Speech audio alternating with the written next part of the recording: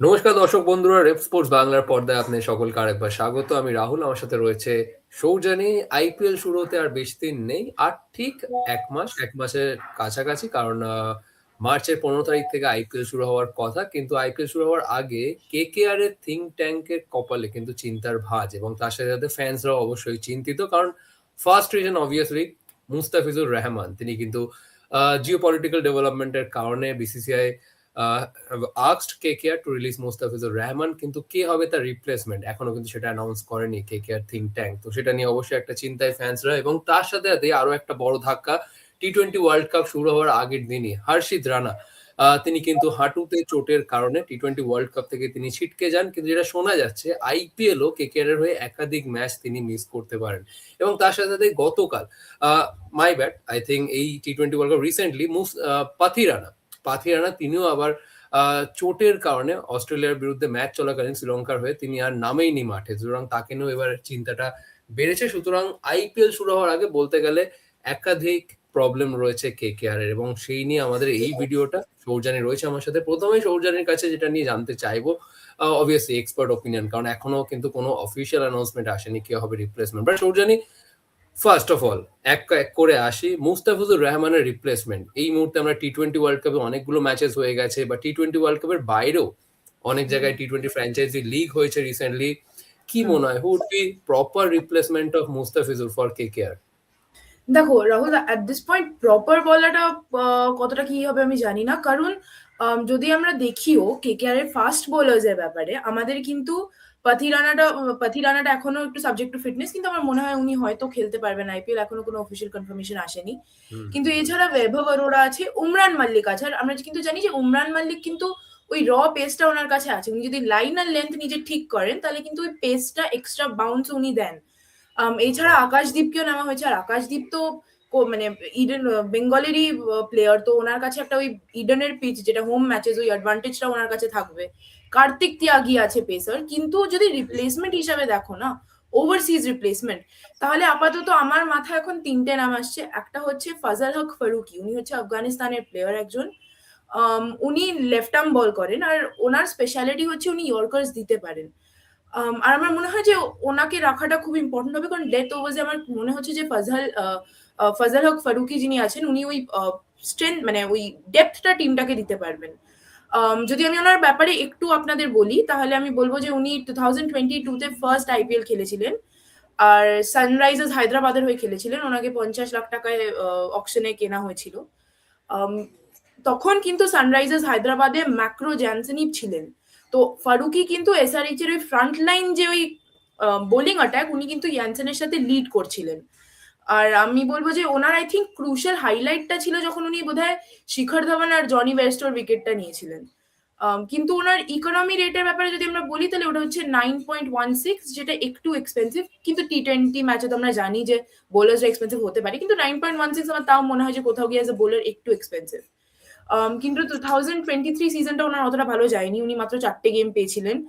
আর আমার যেটা মনে হয় যে 2025-এ ওনাকে রিলিজ করে দেওয়া হয়েছিল মেগা অকশনের ইয়ে করে, কিন্তু তারপরে ওনাকে সানরাইজার্স হায়দ্রাবাদ রিলিজ করার পর উনি রাজস্থান রয়্যালসের কাছে গেছিলেন, কিন্তু এইবার উনি আনসোল্ড আছেন। আর আমার মনে হয় যে কেকেআর থিঙ্ক ট্যাঙ্ক, যেটা ওনারা ফেজাল হক ফারুকিকে একটা অপশন হিসাবে দেখতে পারেন। এছাড়াও যদি আমি ওভারসিজেরই কথা বলি না রাহুলদা, যেহেতু আমরা ওভারসিজের রিপ্লেসমেন্টের কথা বলছি, জেসন বেরেন্ডভ যিনি আছেন, উনিও কিন্তু অস্ট্রেলিয়ান প্লেয়ার, আর ওনার স্ট্যাটসও যথেষ্ট ভালো। উনি 2026 অকশনে আনসোল্ড রয়েছিলেন, কিন্তু উনিও লেফট আর্ম ফাস্ট বোলার, আর পাওয়ার প্লেতে উনি উইকেটসও নিতে পারেন। কিন্তু ইঞ্জুরির ক্ষেত্রে উনি আগে অনেকগুলো সিজন মিস আউট করেছেন। 2024 সিজনে উনি লেগ ইঞ্জুরির জন্য মিস আউট করেছেন, কিন্তু বাকি টি-20 লিগস যেগুলো হয় ওগুলো উনি খেলছিলেন। এছাড়া উনি মুম্বাই ইন্ডিয়ান্সের হয়ে খেলেছেন, চেন্নাই সুপার কিংসের হয়ে খেলেছেন, রয়্যাল চ্যালেঞ্জার্স ব্যাঙ্গালোর হয়েও খেলেছেন। তো আমার মনে হয় জেসন বেরেন্ডভ যিনি আছেন, উনিও কিন্তু একটা প্রপার অপশন হতে পারেন। এছাড়া যদি আরেকটা ওভারসিজ প্লেয়ারের আমি কথা বলি, আমি আবার অস্ট্রেলিয়ান একজনের কথা বলবো, তিনি হচ্ছে রাইলি মেরেদিথ। উনি কিন্তু অ্যাগ্রেসিভ, ওনার বোলিং অ্যাটাক যেটা অ্যাপ্রোচ যেটা, ওটা কিন্তু অ্যাগ্রেসিভ বলেই জানা গেছে। আর আমার যেটা মনে হয়, উনি আগে পাঞ্জাব কিংস এর হয়েও খেলেছেন, মুম্বাই ইন্ডিয়ান্স এর হয়েও খেলেছেন। আর রিসেন্ট ফর্মে ওই টি-20 ব্লাস্ট যেটা চলছিল, ওখানে কিন্তু উনি সামার সেটের জন্য 27টা উইকেট নিয়েছেন। তো ওনাকেও কিন্তু একটা রিপ্লেসমেন্ট হিসাবে দেখা যেতে পারে। গ্রেট। আর ইন দিস টি-20 ওয়ার্ল্ড কাপ, কারণ আমি দেখছি অনেকেই ব্লেসিং মুজারাবানির নামটা খুব নিচ্ছে, এবং আমি দেখছিলাম স্কোর কার্ড এগেনস্ট অস্ট্রেলিয়া, হি ওয়াজ ইমপ্রেসিভ। মানে অবশ্যই ওমানের বিরুদ্ধে জিম্বাবুয়ে ম্যাচটা জিতেছে এবং সেটা তো ব্লেসিং মুজারাবানি 3 উইকেট নিয়েছে, কিন্তু অস্ট্রেলিয়ার বিরুদ্ধে 4 উইকেট ফর 17 না 18 রানস, ভেরি ইমপ্রেসিভ। কারেন্টলি ফর্মে রয়েছে, ইন্ডিয়ান কন্ডিশনে ভালো বল করছে। সো অ্যাবাউট মুজারাবানি যদি একটু সংক্ষেপে মানে বলিস ডিটেলস। হ্যাঁ, ব্লেসিং মুজিরাবানি আমার মনে হয় উনি যথেষ্ট ভালোও খেলছেন এই টি-20 ওয়ার্ল্ড কাপে। আর ওনার মধ্যে ওই পেসটাও আছে, প্লাস আমার যেটা মনে হয় অস্ট্রেলিয়ার এগেনস্ট উনি যে 4 উইকেটটা নিয়েছিলেন 17 রান দিয়ে, I think that is very important. আর ওরকম কলম্বোর ওই পিচে ওরকম ভাবে উনি বল করেছিলেন। আর আমার মনে হয় fielder also he is terrific. উনি যথেষ্ট ভালো ফিল্ডিং করছেন। আর আই থিঙ্ক যে জিম্বাবুয়ের হয়ে উনি হচ্ছে থার্ড জিম্বাবুয়ের প্লেয়ার যিনি 100টা টি-20 উইকেটস রিচ করেছেন। সো আমার মনে হয় যে ওনাকে নেওয়াটাও I think would be a smart choice from KKR, কারণ উনি 2026 সিজনে আনসোল্ড গেছেন।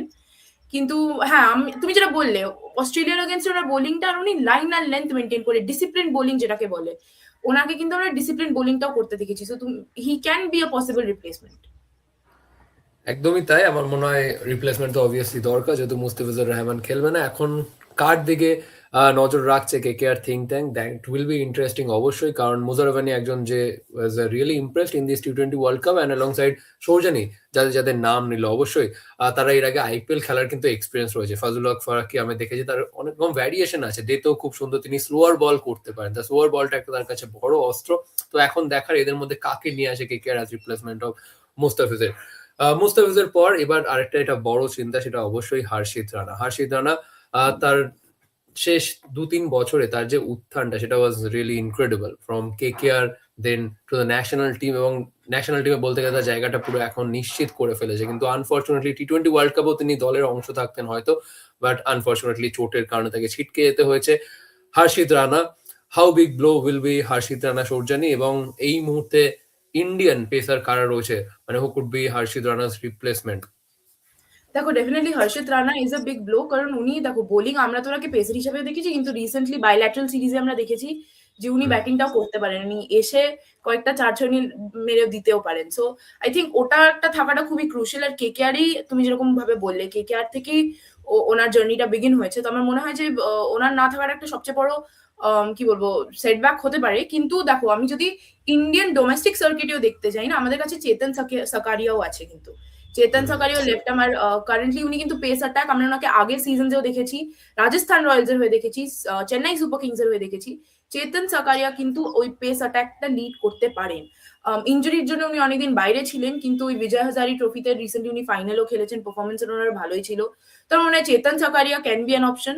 এছাড়াও যদি আমরা ওভারসিজ ডোমেস্টিক কয়েকটা প্লেয়ারের নাম নিই না, আকাশ মাধওয়াল যিনি আছেন, আপনাদের হয়তো মনে আছে কিনা আমি জানি না, কিন্তু উনি মুম্বাই ডেবিউ ইন্ডিয়ান্স এর জন্য, ইয়ারেই মুম্বাইয়ের হয়ে নজর কেড়েছিল। হ্যাঁ এক্স্যাক্টলি, হ্যাঁ হ্যাঁ ইয়র্কার খেলেছিল, খুব সুন্দর ইয়র্কার।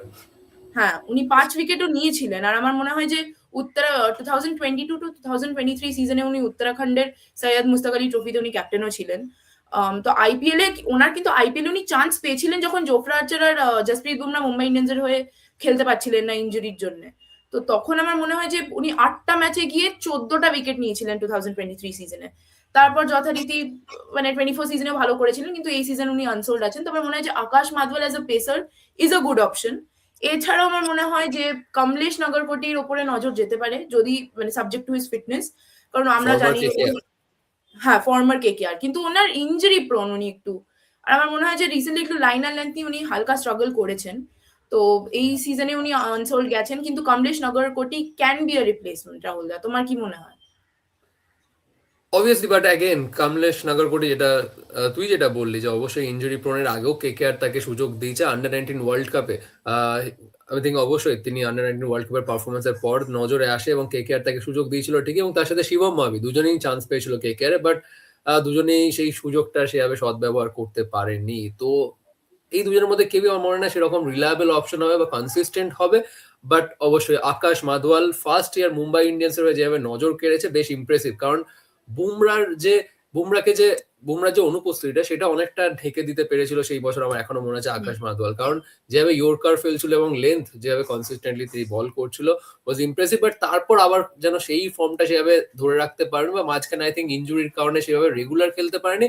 বাট অ্যাগেন যদি আরেকটা চান্স দেয় KKR, I think that he might impress. But without Mustafizur Rahman যদি আমরা কেকেআর এর বোলিং বিভাগটা যদি দেখি, বৈভব অরোরা রয়েছে পেসারে, মাথিসা পাথিরানা রয়েছে, আশা করি তার চোটটা গুরুতর নয়, আইপিএল খেলবে। উমরান মালিক কার্তিক আছে।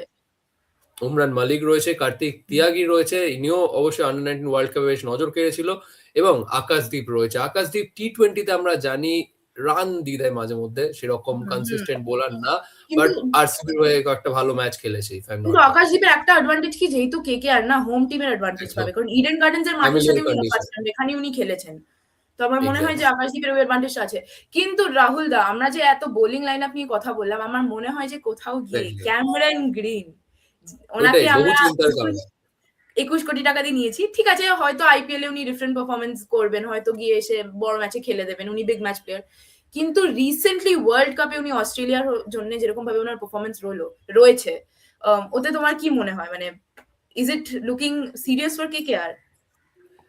না দেখো, অবশ্যই আমার মনে হয় কেকেআর ফ্যান্সরা তো চিন্তা করবেই ঠিকই। ক্যামেরন গ্রিন এই টি-20 ওয়ার্ল্ড কাপে একেবারেই ফর্মে নেই, কিন্তু আমি যদি দেখি মুম্বাই ইন্ডিয়ান্সের প্রথম যেটা আইপিএল সিজন ক্যামেরন গ্রিনের, সেটাতে তিনি করেছিলেন 450 মতন রান স্কোর করেছিলেন, কিন্তু তারপরের সিজন আরসিবির হয়ে যখন খেলতে গেছিল 250 মতন রান। প্রিভিয়াস ইয়ারের মতন অতটা ইমপ্রেসিভ নয়, বাট অ্যাগেন আমার কোথাও গিয়ে মনে হয় Cameron green is a kind of Hardik Pandya type of player. মানে বলে না প্রোভেন প্লেয়ার, মানে হ্যাঁ ঠিকই একটা ব্যাড ফেস চলছে ঠিকই, কিন্তু আমার কোথাও গিয়ে মনে হয় আইপিএল এ আমার মনে হয় না সেটা কন্টিনিউ করবে। আবার তিনি জানেন যে কেকেআর হয়ে অবশ্যই একটা প্রাইস ট্যাগের বোঝা তো থাকবেই, তার উপর সেটা একটা অবশ্যই একটা প্রেশার, একটা এক্সপেকটেশন, সেটা আমার মনে হয় অস্ট্রেলিয়ানদের থেকে সেটা আর কেউ বেটার ডিল করতে পারে না এক্সপেকটেশন প্রেশারের থেকে। এবং আই হোপ যে ক্যামেরন গ্রিনের ওয়ার্ল্ড কাপ পারফরমেন্সটা খুব একটা প্রভাব পড়বে না, আইপিএল এ উইল বি ব্যাক আমার কোথাও গিয়ে মনে হয়। But apart from Cameron Green, Finn Allen, Tim Seifert এবং রচিন রবীন্দ্র তিনজনই ওয়ার্ল্ড কাপ খেলছে নিউজিল্যান্ডের হয়ে। তাদেরকে নিয়ে কি থট সৌজানি, তারপর আমরা র্যাপ আপ করবো। হ্যাঁ, যেটা আমি বলবো যে যদি আমি নিউজিল্যান্ডের লাস্ট 3টে ম্যাচের যদি আমি 3টে স্কোর বার করি না, টিম সিফার্ট রান করছেন মোটামুটি। ফার্স্ট ম্যাচে উনি 65 করেছেন, তারপর 89, তারপর 13 রান করেছেন। ফিন অ্যালেনও একটা ম্যাচে 84 করেছে, তারপর একটা 31 করেছে, আর একটা ম্যাচে 1। কিন্তু রচিন রবীন্দ্র ফার্স্ট ম্যাচে ডাক করেছেন, তারপরের ম্যাচে উনি যখন ব্যাটিং পেয়েছেন উনি 13 রান করেছেন। তো রচিন রবীন্দ্রের ফর্মটা কোথাও গিয়ে হয়তো একটু কনসার্ন হতে পারে, কারণ উনি নম্বর 3-তে আসছেন ব্যাট করতে নিউজিল্যান্ডের হয়ে। কেকেআর ওনাকে কিরকম ভাবে অ্যাপ্রোচ করবে ওনার ব্যাটিং, এটা আমরা জানি না, হয়তো ওনাকে ওপেনিং এ আমরা দেখতে পারি। কিন্তু আমার মনে হয় যে রচিন রবীন্দ্র থাকতে আমাদের স্পিন যে ডিপার্টমেন্টটা, ওটা কিন্তু একটু হেভি হতে পারে, কারণ আমাদের স্পিনিং ডিপার্টমেন্টে বরুণ চক্রবর্তী আছে, যিনি কিন্তু মেজরিটি অফ দ্য লোড নেবেন। এছাড়া সুনীল নারিন তো আছেনই ডেফিনেটলি। আমার মনে হয় রচিন রবীন্দ্র একটা এক্সট্রা লেফট আর্ম স্পিনার চলে এলে আমাদের কেকেআর এর যে স্পিনিং, এটা ওটা টাইট হবে। কারণ এছাড়াও আমরা জানি যে প্রশান্ত সোলাঙ্কি আছে আর দক্ষ কামরা আছেন আমাদের স্পিনিং ডিপার্টমেন্টে। তো আমার মনে হয় যে Rachin Ravindra will play a crucial role with the bat. If not with the bat, then as a bowling option. Okay, so before the IPL starts lot of problem for KKR think tank, but আশা করছি IPL ফ্র্যাঞ্চাইজিরা সবসময় একটা smart move নেয়, কেকেআরও সেরকম smart move নেবে before the IPL start, এবং একটা proper replacement এরা খুঁজে বার করবে Mustafizur Rahman, even for Harshit Rana as well. আমরা যে নামগুলো আশা নিয়ে করছি আলোচনা পাতিরানার করলাম, রিপ্লেসমেন্ট আমাদের যাতে খুঁজতে না হয়, উনি যাতে ঠিক হয়ে একদমই যান। নয়, একদমই নয়। Obviously Pathirana could be a কি প্লেয়ার ফর কেকেআর, কারণ চেন্নাইয়ের হয়ে ডেথ ফার্স্ট ওভার্স আর ইয়ারটা খুবই ভালো। হ্যাঁ, এক্স্যাক্টলি, আর ডেথ ওভার্স তো উনি এক্স্যাক্টলি। ওনার উপরেই রিলাই করছি না as a KKR fan. Last season যদি দেখতে হয় সেরকম কোনো ডেথ স্পেশালিস্ট বোলার সেভাবে ছিল না কেকেআর এর, এবং Pathirana I think could be the missing piece of puzzle for KKR. So দেখার সেটাই যে এই মৌসুমে কেমন করে কেকেআর। আই থিঙ্ক অকশনটা বেশ ভালোই গেছে, বাট কোথাও গিয়ে obviously major blow Harshit Rana, Mustafizur Rahman না থাকা, বাট দেখার এখন কারা আসে রিপ্লেসমেন্ট হিসেবে। অসংখ্য ধন্যবাদ সৌজানিকে জয়েন করার জন্য, এবং আমাদের দর্শক বন্ধুদেরকেও এই ভিডিওটা দেখার জন্য। এরকম আইপিএল শুরু হওয়ার আগে আমরা আরো অনেক ভিডিও নিয়ে আসবো কেকেআর নিয়ে, তো অবশ্যই চোখ রাখবেন রেপ স্পোর্টস বাংলার পর্দায়। আপাতত এই ভিডিওটা এখানেই শেষ করছি, আবার আপনাদের সকলের সাথে দেখা হচ্ছে পরবর্তী ভিডিওতে।